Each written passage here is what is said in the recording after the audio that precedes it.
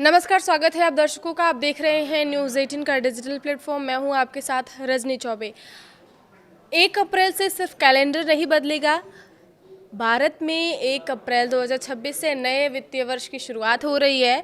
तो इस बार का जो बदलाव है वो ऐतिहासिक है, क्योंकि 6 दशक पुराने आयकर विधा अधिनियम 1961 की जगह अब आयकर अधिनियम 2025 लागू होने जा रहा है। टैक्स फाइलिंग से लेकर क्रेडिट कार्ड के बिल और रेलवे टिकट कैंसिल करने तक बहुत कुछ बदलने वाला है।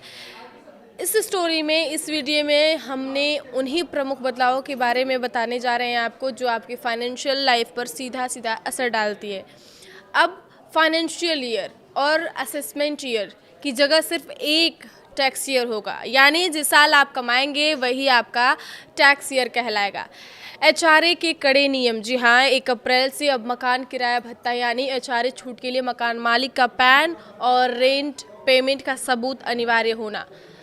हालांकि दिल्ली, मुंबई जैसे मेट्रो शहरों की लिस्ट में अब पुणे और अहमदाबाद को भी शामिल कर दिया गया है, जहां 50% एचआरए छूट मिलेगी। आईटीआर फाइलिंग की डेडलाइन की भी बात की जाएगी, क्योंकि सैलरीड लोगों के लिए अंतिम तारीख 31 जुलाई 2026 और अन्य के लिए 31 अगस्त तक तय की गई है। अब केवल आधार के जरिए पैन नहीं बनेगा, इसके लिए स्पेशल फॉर्म 93, 96 भरने होंगे आपको। 2 फैक्टर्स ऑथेंटिकेशन, आरबीआई अब डिजिटल ट्रांजैक्शन के लिए और ज़्यादा सुरक्षा नियम लागू कर रहा है। अब ओटीपी के साथ साथ बायोमेट्रिक या डिवाइस बाइंडिंग जैसे 2 सुरक्षा मानकों का होना बेहद ज़रूरी है। अगर आप सफ़र से ठीक पहले टिकट कैंसिल कराते हैं तो अब नुकसान ज़्यादा होगा। अब ट्रेन छूटने से 8 घंटे पहले तक ही रिफंड की संभावना रहेगी। पहले यह समय सीमा 4 घंटे थी। 8 घंटे के अंदर टिकट कैंसिल करने पर कोई रिफंड नहीं आपको मिल सकता है। कम हो सकती है टेक होम सैलरी, जी हाँ, नए नियमों के तहत बेसिक पे और महंगाई भत्ते का हिस्सा कुल सैलरी का 50% होना चाहिए। इससे आपकी ग्रेच्युटी और पीएफ तो बढ़ जाएंगे, लेकिन हाथ में आने वाली सैलरी थोड़ी कम हो सकती है। 1 अप्रैल से होने वाले अगर बदलाव की बात की जाए तो सबसे बड़ा जो बदलाव है वो है अब से सभी डिजिटल ट्रांजैक्शन जैसे यूपीआई, कार्ड, वैलेट के लिए 2 फैक्टर ऑथेंटिकेशन ज़रूरी होगा। ट्रांजैक्शन के दौरान अब सिर्फ एसएमएस पर आया ओटीपी काफ़ी नहीं होगा।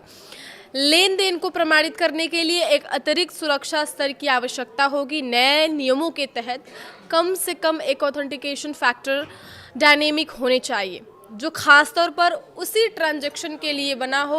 वेरिफिकेशन के लिए बैंक और पेमेंट कंपनियों के पास biometrics, pen, password, banking app, token जैसे कई ऑप्शंस होंगे। अगर सिक्योरिटी सिस्टम में किसी भूल चूक से ग्राहक को कोई नुकसान पहुंचता है तो इसकी जवाबदेही बैंकिंग और संबंधित संस्थानों की होगी। इन सब चीज़ों से आम इंसानों को क्या फ़ायदा मिलेगा, या जो भी यूपीआई, जो सारी चीज़ें यूज़ कर रहे हैं डिजिटल पेमेंट का ऐप, उनके लिए क्या फ़ायदा है? अगर इस बारे में बात करें तो नए नियम के चलते मान लीजिए कि अगर किसी को आपके मोबाइल पर ओटीपी आए, ओटीपी के बारे में पता भी लग जाए, तो भी वह पेमेंट नहीं कर पाएंगे, क्योंकि इसके पास आपका फिंगरप्रिंट या दूसरा सिक्योरिटी लेवल नहीं होगा। पहले आप दुकान पर जाकर सीधे स्कैन कर पेमेंट कर देते थे, लेकिन अब पिन डालने के साथ आपके फिंगरप्रिंट, डिजिटल कोड वगैरह मांगा जा सकता है। इससे सिम स्वैप से भी सुरक्षा मिलेगी। कई बार हैकर्स आपके नाम से दूसरा सिम निकाल लेते हैं, लेकिन अब सिर्फ किसी के नाम से अपने पास सिम होना काफ़ी नहीं होगा। अब से अगर कोई आपके फ़ोन से बड़ी रकम ट्रांजैक्शन करने की कोशिश करेगा तो उससे सिस्टम अपने आप ही एक्स्ट्रा वेरिफिकेशन देगा। आगे की खबरों के लिए आप देखते रहिए न्यूज़ 18 का डिजिटल प्लेटफॉर्म। धन्यवाद।